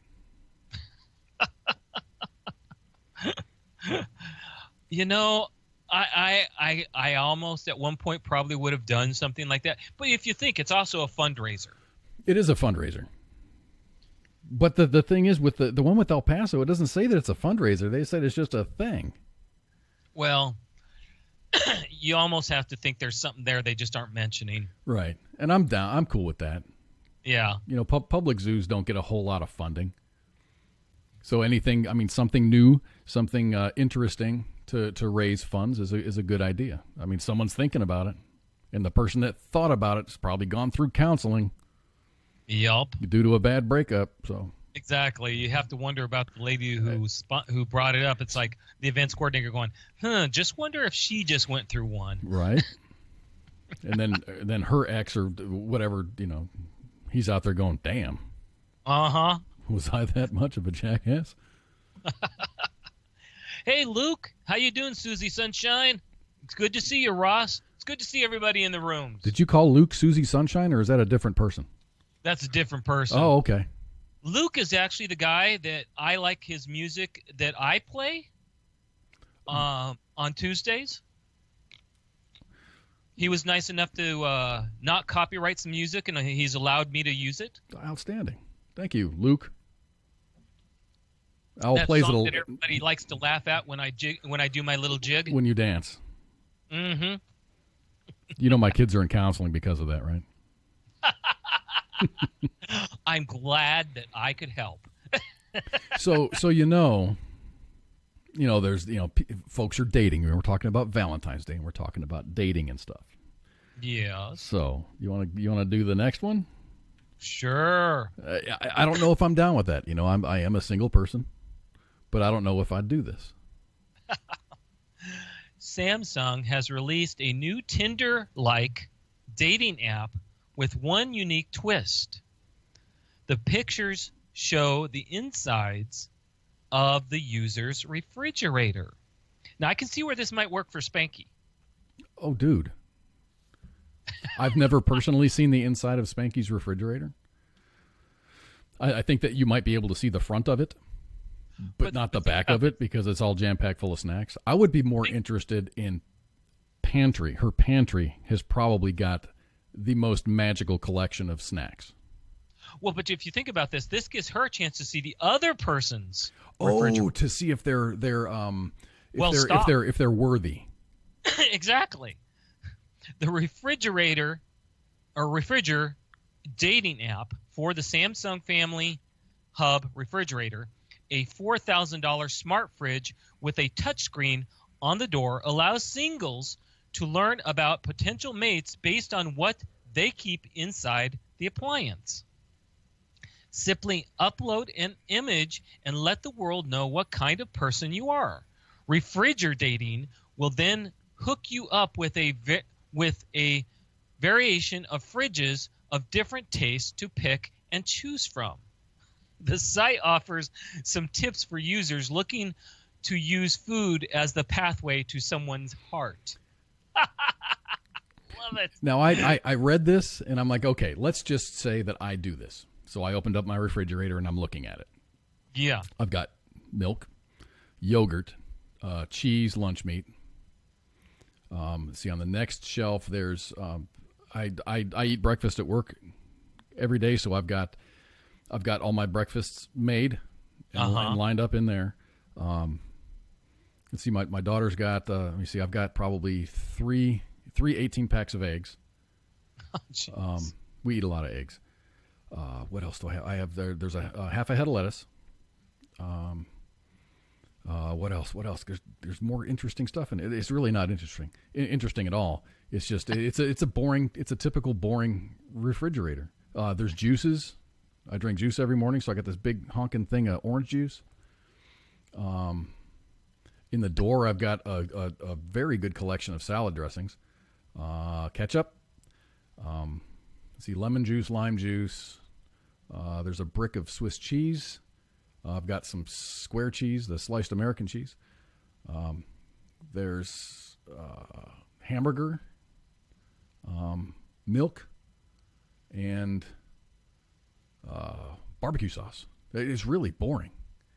What kind of a woman do you think would like someone like that? Well, Casey said, I just want to know their fridge was clean. It's a clean fridge. Well, see, then you'd have Casey. All right. Yeah, I scrubbed that sucker last week.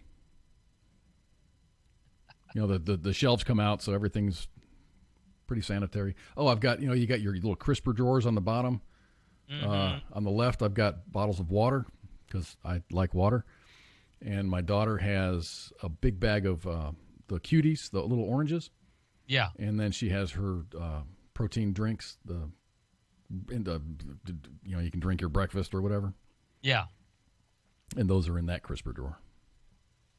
And see, but here's the other part I think about. That's a $4,000 refrigerator. I looked at that price tag and went, damn. Yeah. I was in Best Buy last week. I think it was either Friday or Saturday of last week because I had to get a screen cover for my new phone.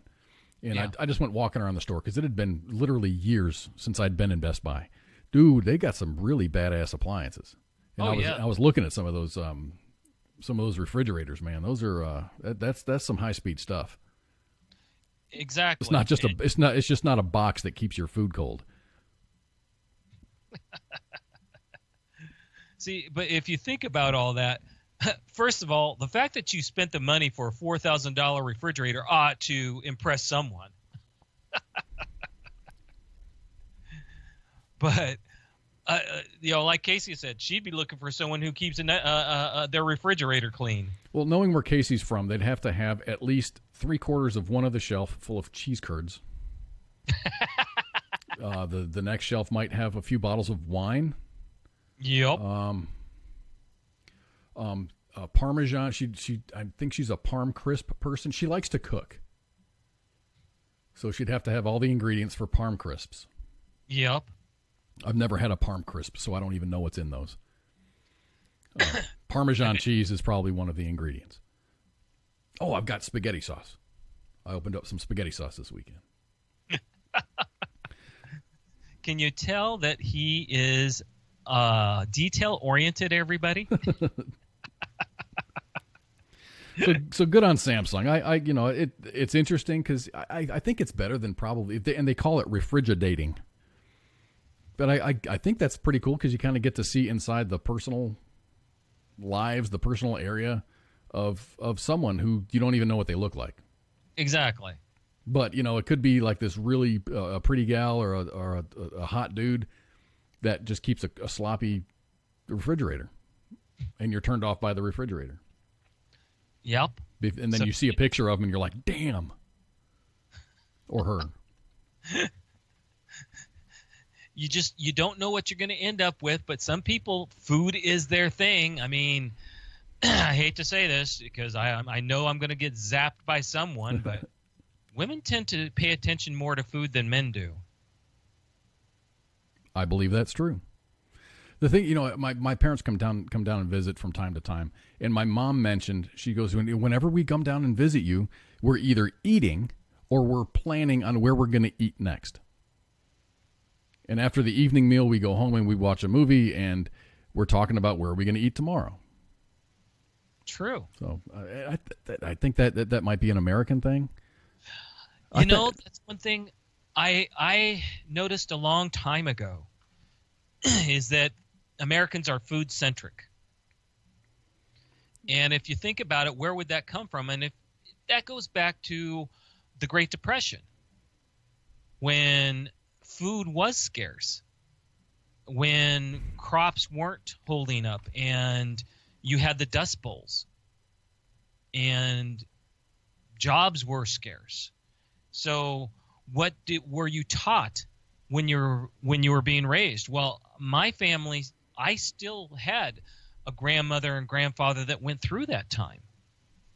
And they sat there and, oh, Lord, help you if you did not eat everything on that plate. Right. And you sit there and say, well, I don't like that. They look at you like, it does not matter. It's food.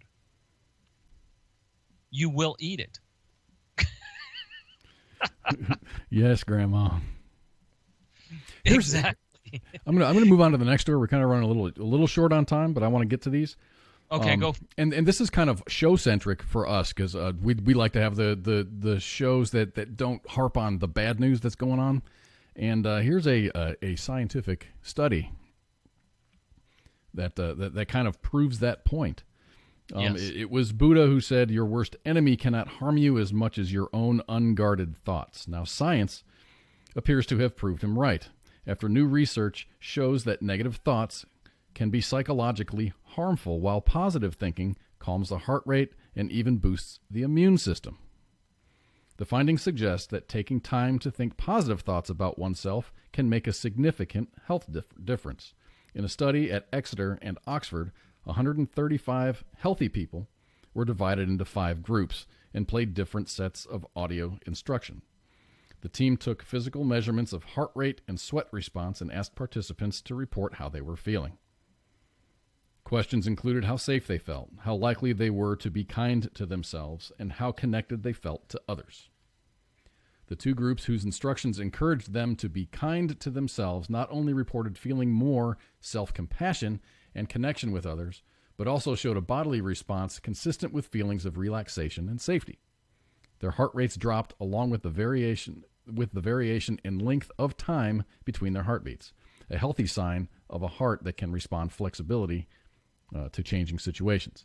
They also showed lowered sweat response. Meanwhile, instructions that included a critical inner voice led to an increased heart rate and a higher sweat response, consistent with the feelings of threat and distress. Interesting. And it's hard.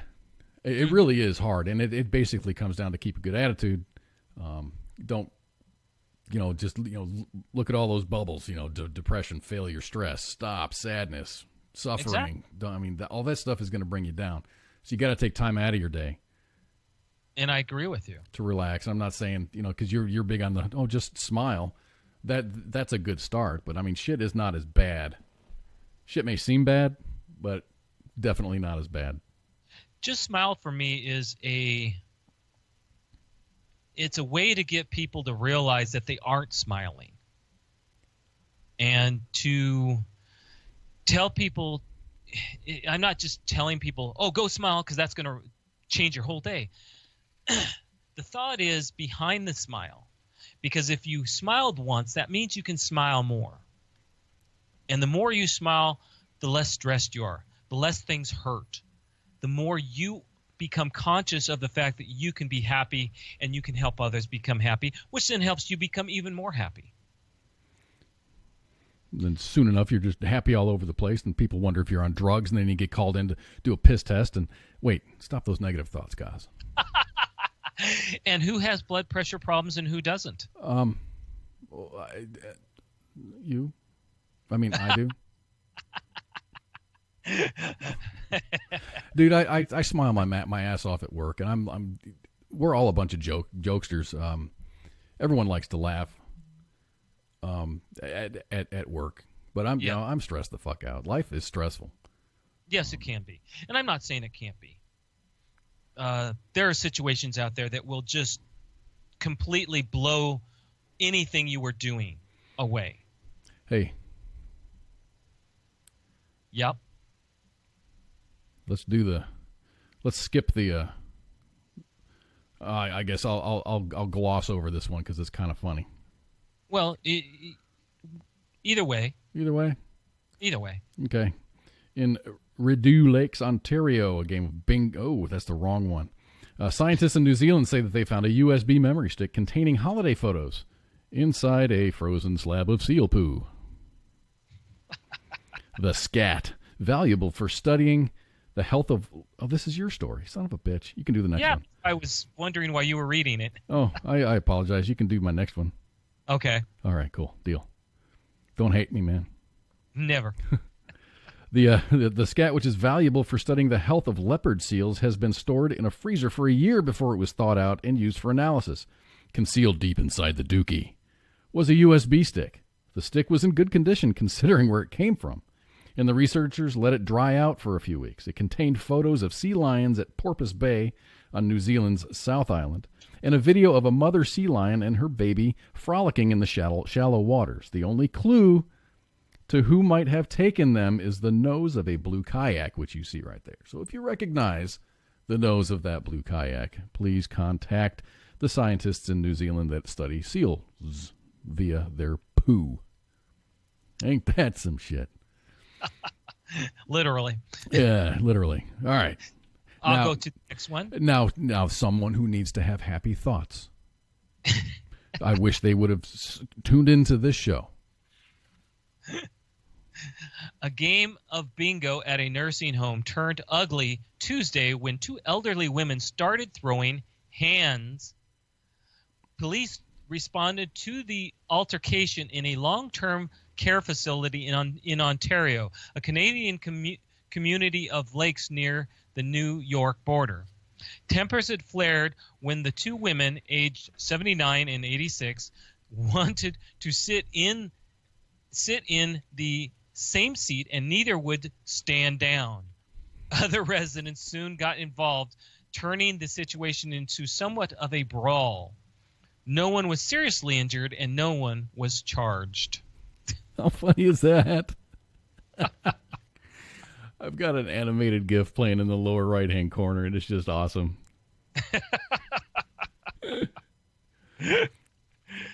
Old folks can be temperamental. Oh, yes. So here's one, and I really wish I had this kind of luck. A California man said the Babe Ruth baseball card that he bought for $2 from a collectibles store could turn out to be worth millions. Yep. Dale Ball said he spotted the card with an $8 price tag at Action Sports and Coin in Sparks, Nevada. And he ended up paying only $2 for it because the store was having a sale that day. He said the owner did not appear to realize that the card might be an authentic Babe Ruth card, an ultra-rare collectible with only 2 known surviving copies. I said, "Why is it only $8? And the owner said, "Well, I can't find it anywhere in the magazines, so I think it's fake." So Ball said he researched the card online for days before discovering that it may be one of the rare cards printed by the Shotwell Company in 1921. Wow. The collector said that he had the card examined by an antiques expert in Beverly Hills who shared his opinion that the item is genuine. He said the card must be authenticated and graded by the Beckett Company before its status can be made official. Ball said that he is willing to sell the card, but not for less than $2 million. Ouch. That's a serious return on investment. Yeah, no kidding, right? I mean, really, dude, I wouldn't, if I came across something that valuable, that's the first thing that I would want to do is get rid of it. Yeah. Because if someone knew that, hey, Kaz, he just moved into that house right over there, he's got a $2 million baseball card in there. Oh, yeah, no, that's the first thing you'd be doing is I'm going to get this authenticated, and then it's gone. Yeah, I'll be like, great.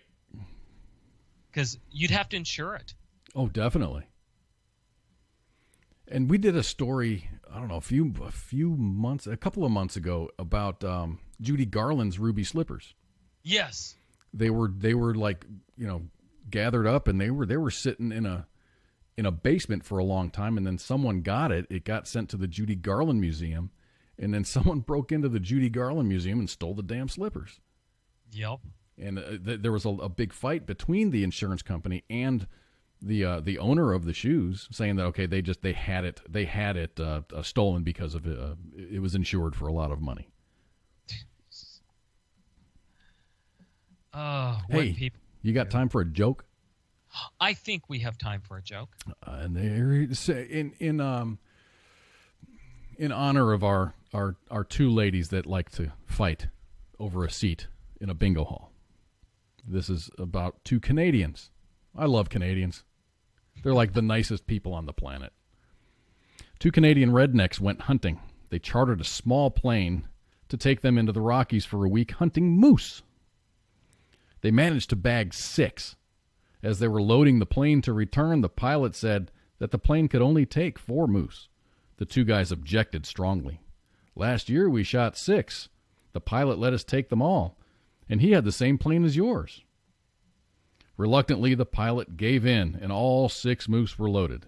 The plane took off. However, while attempting to cross some mountains, even on full power, the little plane could not handle the load, and it went down. Somehow, surrounded by the moose bodies, only the 2 rednecks survived the crash. After climbing out of the wreckage, Billy Ray asked Billy Bob, "Any idea where we are?" Billy Bob replied, "I think we're pretty close to where we crashed last year."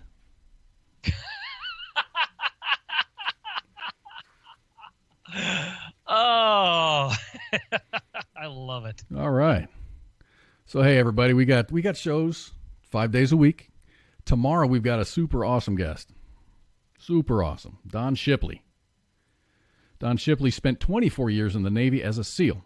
After retirement, he became a security contractor, spending a year in Pakistan and Afghanistan fighting the war on terror. He now resides in Chesapeake, Virginia with his wife and his daughter. Don and his wife, Diane, now run Extreme SEAL Adventures. Extreme SEAL Adventures is a nonprofit organization whose mission it is to provide support through hunting and fishing to boys and girls with cancer and other illnesses who would never be able to serve in the military, and also to combat injured military veterans who have served. So Mr. Shipley's going to be on tomorrow, so be sure that you are here. We got shows 5 days a week. Monday's the Monday edition with Ice and Flash. Tuesdays is Tied Up Tuesday with Owl and Pookie. Thursdays, Sergeant's Time with Ice and Sergeant First Class Minivan. And Saturday, we got Tinfoil Times with Jay Reddy, Pookie, and Mulder. And then we're back to Sunday, kicking it with Kaz and Owl.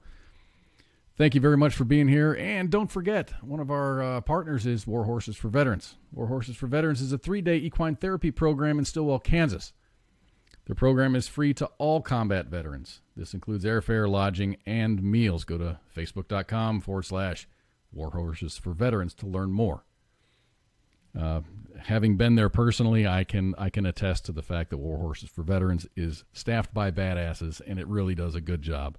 So if you're a combat veteran, give those guys a shout and make arrangements, man. They will send you a ticket, and you will fly to Kansas. You will be actually J-Rady might even pick you up at the airport, and you stay at a nice hotel. The food there is outstanding at the hotel, and also when you go out to the ranch, Pat and Andy and the entire staff there is going to treat you well. And I mean, it's a little cold right now, so you can't take a dip in the pool, but they do have a hot tub. So, hey, if you're into that hot tub stuff, then that'll be for you. Or you might jump in the pool. Who knows? Who doesn't want hypothermia nowadays? So if you can't catch the show, be sure you can download our podcast at WTFNR.com. We're all over social media: Facebook, Twitter, Instagram, YouTube, and the TuneIn app. Hey, man, is our Twitter working? It did not work. Gotta sick some people on that. Yeah. The thing is, I think Botface might have something to do with it, because Botface has been working, but ever since Botface started working, Twitter started acting up. I noticed that. But wonder what Botface is doing. I don't know, but I like the fact that that Botface is working in the Mixer chat. So you got any parting thoughts for our lovely audience today? I like to keep things simple. Life is simple if you allow it to be. The simpler life becomes, the more you can enjoy what is before you, and less inclined to look back and wonder what it was you didn't see. That was deep. Hey, I got a trivia question. Yes. What was the name of the TV production company that brought us The Late Show with David Letterman? I have no idea. Your choices are Black Tie, Worldwide Pants, Outside In, or Penny Loafer. Huh. I wouldn't even guess that one. I know the answer. I didn't know the answer, but after I read the answer, I'm like, oh yeah, I remember seeing that on the credits. The answer is Worldwide Pants. Huh. And nobody guessed it. Deep thoughts for us tonight? I do, and it's not as deep as yours.